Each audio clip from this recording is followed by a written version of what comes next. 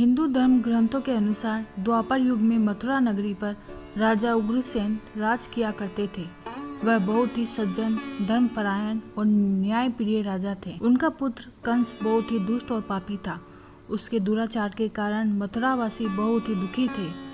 जब राजा उग्रसेन ने उसे उसके पापों के लिए दंडित करना चाहा तो उसने राजा उग्रसेन को कारागार में बंदी बना दिया और बलपूर्वक उनके सिंहासन पर राज्य करने लगा। उसने स्वयं को मथुरा का राजा घोषित कर दिया था।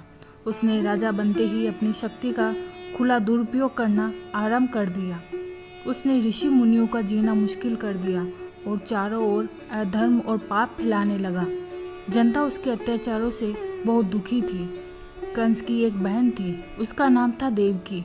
वो उसे बहुत प्रिय थी। देवकी का विवाह वासुदेव जी के साथ हुआ। जब कंस अपनी बहन देवकी और वासुदेव जी को विवाह के उपरांत विदा करने के लिए अपने रथ में बिठाकर ले जा रहा था, तब एक आकाशवाणी हुई, तू जिस बहन देवकी को इतने प्रेम से रथ में लेकर जा रहा है, उसी देवकी का 8वां पुत्र तेरा काल बनेगा। ऐसी आकाशवाणी सुनकर कंस क्रोधित हो उठा और उसने अपनी बहन देवकी की हत्या करने को तैयार हो गया।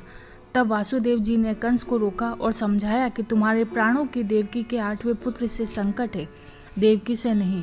इसलिए तुम देवकी के प्राण मत लो। मैं तुम्हें वचन देता हूँ कि हमारी 8वीं संतान मैं तुम्हें खुद दूंगा।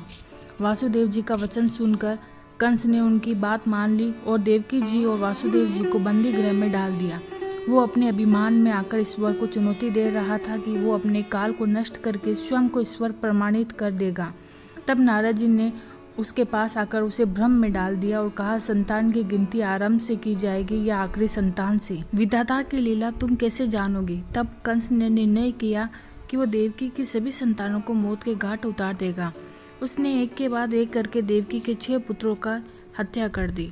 तब संकर्षण के द्वारा देवकी जी की 7वीं संतान को रोहिणी जी के गर्भ में स्थापित किया गया और बलराम जी का जन्म हुआ। उनके बाद भाद्रपद मास की कृष्ण पक्ष की 8वीं तिथि को अर्धरात्रि में रोहिणी नक्षत्र में भगवान श्री कृष्ण जी ने जन्म लिया।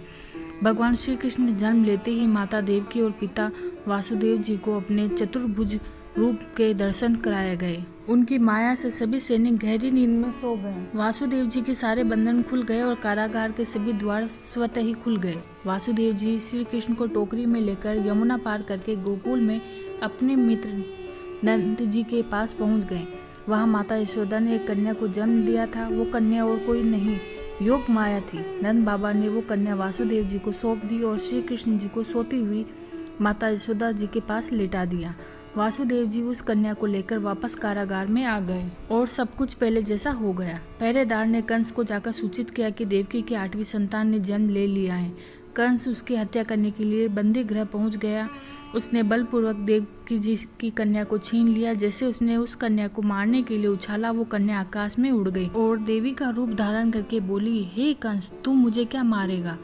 तुझे मारने वाला तो जन्म ले चुका है और गोकुल में पल रहा है। यह सब देखकर कंस क्रोध से तिलमिला उठा। फिर तो उसने एक के बाद एक भयानक राक्षसों को श्री कृष्ण की हत्या के लिए भेजा और भगवान श्री कृष्ण ने उन सबको यमलोक भेज दिया।